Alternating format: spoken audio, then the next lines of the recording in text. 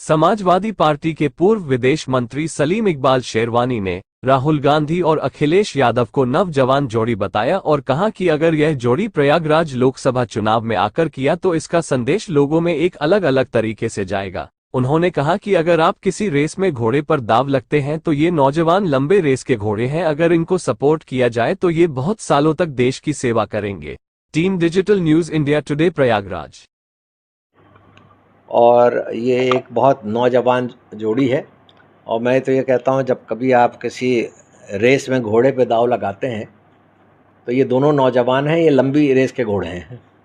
अगर आज हम इनको सपोर्ट करेंगे तो ये बहुत सालों तक इस देश की सेवा करेंगे। क्या लगता है इंडिया गठबंधन कितनी सीटें लेगी? देखिए, ये कहना तो बहुत मुश्किल है क्योंकि ना मैं किसी का हाथ देखता हूँ ना मैं कोई भविष्यवाणी करता हूँ, मगर जो माहौल है तमाम दावे कर रही है 400 पार। हाँ, वो करे, वो तो किसी ने लिख के भेजा 400 वो ज़रूर पार करेगी। 400 रुपये डीज़ल की कीमत होगी, 400 रुपये पेट्रोल की कीमत होगी, 400 रुपये से कहीं ज़्यादा महंगाई और चीज़ों की होगी। उस मामले में तो 400 क्रॉस कर जाएंगे। मगर ये कह देना कि अपनी जगह होती है और किसी की मदद करना तो एक दूसरी चीज़ होती है। मैं अखिलेश जी से कभी भी नाराज़ नहीं था। मैं नाराज़गी मेरी इस बात पे थी कि जिस नारे पे हम चुनाव लड़ना चाह रहे थे पीडीए का, जब उन्होंने राज्यसभा के टिकट दिए तो उसमें पीडीए कहीं नहीं था, ना उसमें मुसलमान था, ना उसमें कोई पिछड़ा था। हमारे रामजी लाल सुमन ज़रूर एक दलित थे उसमें।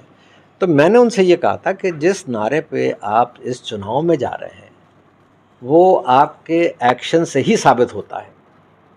तो मेरी कोई पर्सनल नाराज़गी नहीं थी कि मेरा कोई ज़मीन जायदाद का झगड़ा है अखिलेश जी के साथ, वो कभी नहीं था। जब भी मैं गया उन्होंने मुझे बहुत इज्जत दी। अभी भी ईद में उन्होंने मुझे बधाई भेजी, उनका फ़ोन भी आया, है? तो मुझे कोई ऐसी नाराज़गी नहीं है। और इस वक्त हमें अपने आप को नहीं देखना, हमें देश बचाना है, संविधान बचाना है और उसके लिए हम जो कुछ भी कर सकते हैं वो हम करेंगे। प्रचार प्रसार की कमान संभालेंगे।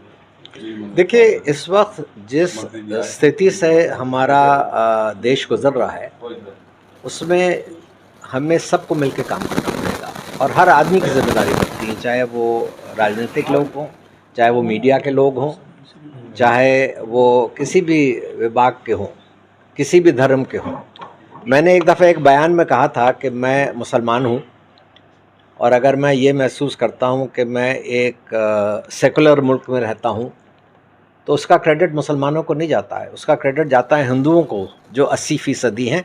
वो मुझे सुरक्षित महसूस कराते हैं, वो मुझे सेकुलर महसूस कराते हैं। और बदकिस्मती ये है कि जब से ये भारतीय जनता पार्टी आई है, जो भाईचारा था उसमें बहुत दूरी उन लोगों ने पैदा कर दी है।